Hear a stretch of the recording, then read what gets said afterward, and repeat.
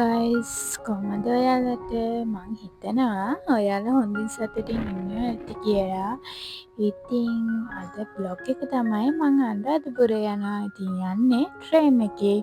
වෙනදා වගේම ඉතින් මේ පාර නම් මම පාන්දර යන්නේ නැතුව දවල් එකේ තියෙන ට්‍රේන් එකෙන් පානදුරේ ඉඳන් අනුරාධපුරේට තියෙන ට්‍රේන් එකේ තමයි මේ යන්නේ.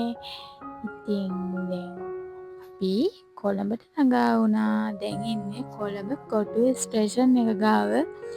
ඉතින් එතන ඉඳන් එතනත් පැය භාගයක් නවත්තගෙන හිටියා. ඉතින් එතන නවත්තන් ඉඳලා ඉවර වෙලා ටිකක් ඉස්සරහට අපි ඊට පස්සේ ආයෙ යන්න පටන් ගත්තා.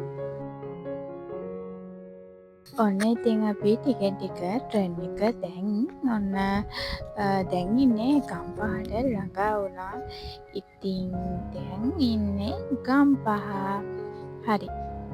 ඉතින් ඔහොම ඉතින් දැන් ඉතින් ගිහිල්ලා අන්තිමට මොකද වෙන්නේ?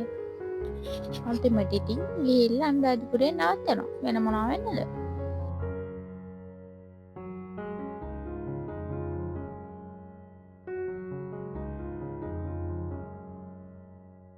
ගයිස් ඔයාලට පේනවද ලස්සන කුඹුරු යායක් එක කන්දකුත් තියෙනවා. ඉතින් බලන්නකෝ හරිම ලස්සනයි අනේ. දැක්කම හිත ඒ කියන්නේ නිවිල යනවා. හරිම ලස්සන වටපිටාවක්. ඉතින් අපි දැන් මහව ස්ටේෂන් එක ගාව පැය භාගයක් නවත්තන් හිටියා. ඉතින් එතන නවත්තන් ඉඳලා තමයි අපි ආයේ යන්න පටන් ගත්තේ. ඉතින් මේ ගිය ට්‍රේන් එක පරක්කුයි. ඉතින් ගයිස් ටිකෙන් ටික ඉර බැහැගෙන එනවා. දැන් ඉතින් ගොඩක් හවස් වෙලා මේ ඉන්නේ මම.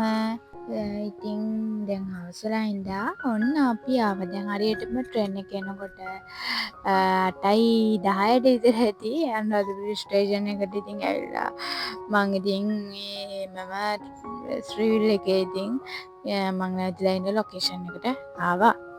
ඉතින් ඇවිල්ලා උදේ පාන්දරම රුවන්වැලි සෑය වඳින්න ගියා. ඉතින් මම හැමදාම අනුරාධපුරේ ආවොත් ඉස්සෙල්ලම වඳින්නේ රුවන්වැලි සෑය. ඉතින් මං නෙළුම් මල් අරගෙන රුවන්වැලි සෑය වඳින්න ගියා. ඉතින් ඒ අතරතුර ඉතින් රුවන්වැලි සෑයට පහන් පත්තු කරලා, ගිතෙල් පහන් පත්තු කරලා, හඳුන් කුරු ගහලා ඉතින් මල් පූජා කරන්න උඩ මළුවට ගියා.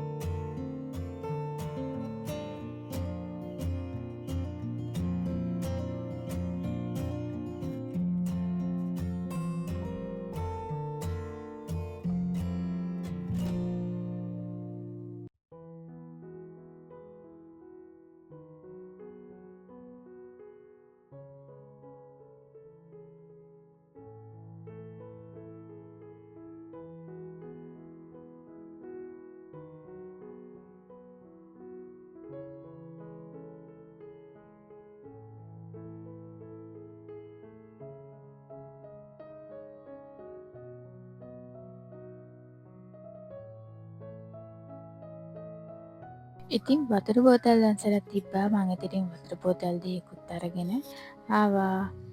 ඉතින් මට ලොකු පින්කමකට දායක වෙන්න හම්බුණා. ඉතින් අටපිරිකර අරගෙන ඉතින් උඩින් උඩ ඉඳන් අර දෙන අටපිරිකර අරගෙන ඉවර වෙලා අතින් අතට පල්ලෙහාට යවන්න තමයි මේ පින්කම ඉතින් තිබ්බේ. මං මේ පින්කම අවසානය වෙනතෙක් හිටියා.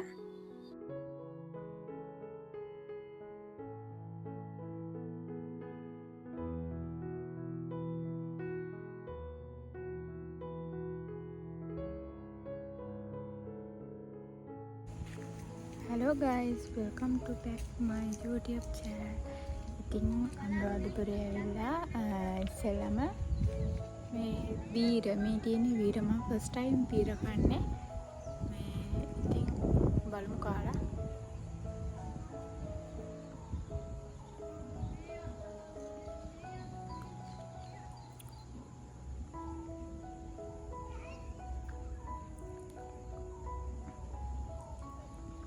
හරියට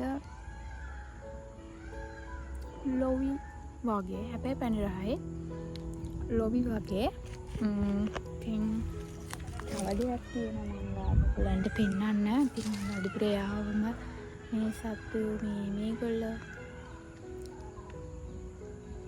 මොනරි පිහට්ට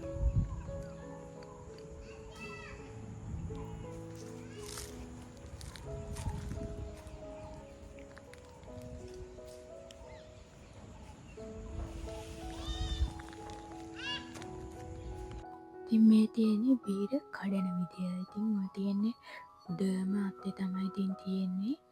ඉතින් ඒකින් කොටකින් අපි ඉතින් ඔය කඩනවා.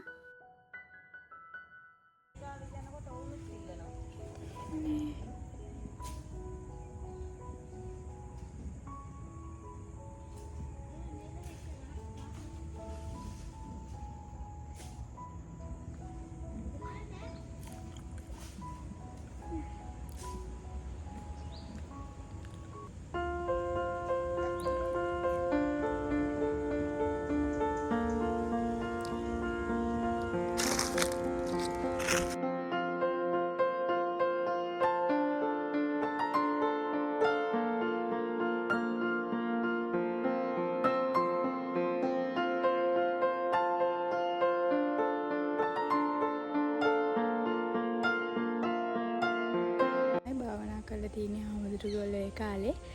ඉතින් මේ බලන්නකෝ. ඉතින් තාමත් ඉපැරණි නටබුන් තියෙන මෙම ස්ථානය. බීරත් කෑවා.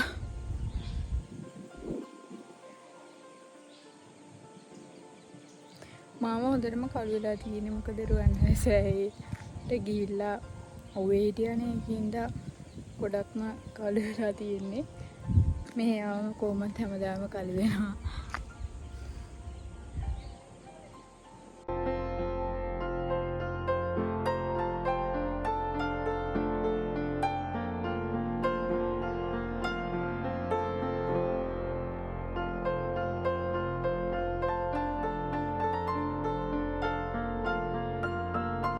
ඉතින් ගයිස් මේ තියෙන්නේ නටබුන්. ඉතින් ඔයාලා හිතන්නකෝ මේව කොච්චර කල් පරණද කියලා.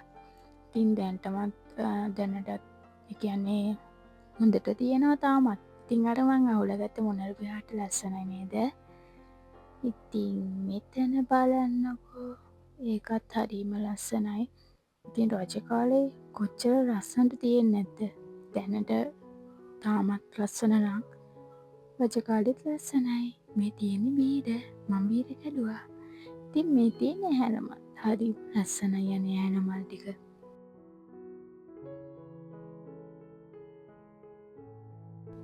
ඉතින් ගයිස් මේ තියෙන්නේ මහායාන ස්තූපය. ඉතින් වේදිකාවක් මත ඉදිකළ තිබ්බ ස්තූපය. ඉතින් මේ ස්තූපය ඇතුළතින් ගමන් කරන්න තමයි හදලා තියෙන්නේ. ඉතින් බලන්නකෝ. ඉපැරණි ස්තූපයක්.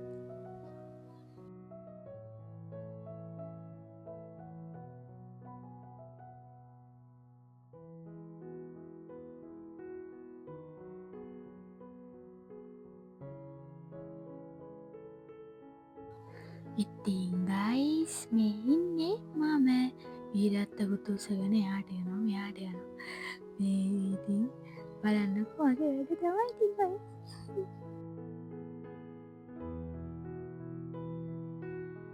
ඉතින් අනුරාධපුර ටවුන් එකේ තොරණක් ගහලා තිබ්බ. ඉතින් පරණ බස් ස්ටෑන්ඩ් එකේ.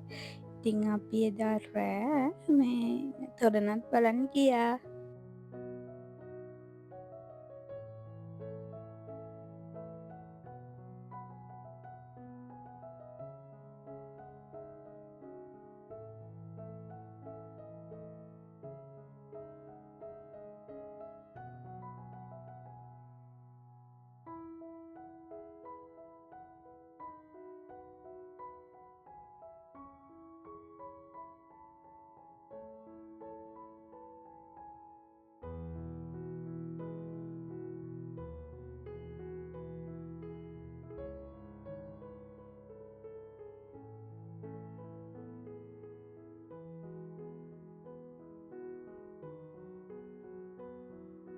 ඉතින් ගයිස් හැමෝටම good morning කියනවා.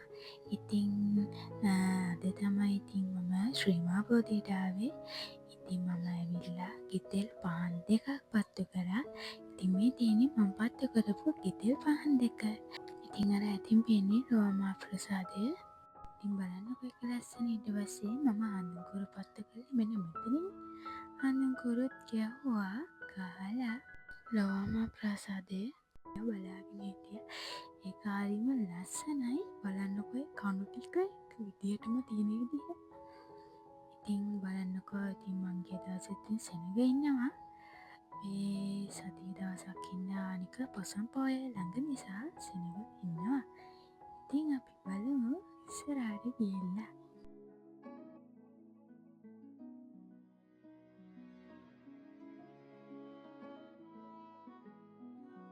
ඔන්න ඉතින් මම එන්ට්‍රන්ස් එකෙන් ඇතුළට ගියා. ඇතුළට ගිහලා දැන් ඔයාලට පේනවා නේද ශ්‍රීමා බෝධිය. බලන්නකෝ හරිම ලස්සනයි. එතන ඉන්නකොට හිත නිවිලා යනවා. ඒ වගේම හරි ලස්සනයි. ඉතින් මම අරන් ගියේ ඔලු මල් මිටියක්. බලන්නකෝ මේ මල් මිටි ලස්සන. අර මේ සත්තු පානවා ඒකට. ඒ කියන්නේ පැණි බොන්න එනවා නේද? ඉතින් බලන්නකෝ හරිම ලස්සනයි. දොරටුවන මේ හරි ලස්සන නිස්කලංක බවක් තියෙනවා. උලම් පාර ඉතින් හම්බුනකොට හරිම නිස්කලංකයි. ඉතින් බලන්නකෝ ගොඩක් කනස් පින්න තැනක්. ඉතින් මේ ශ්‍රීමා බෝධිය ඉතින් හරිම ලස්සන තැනක්.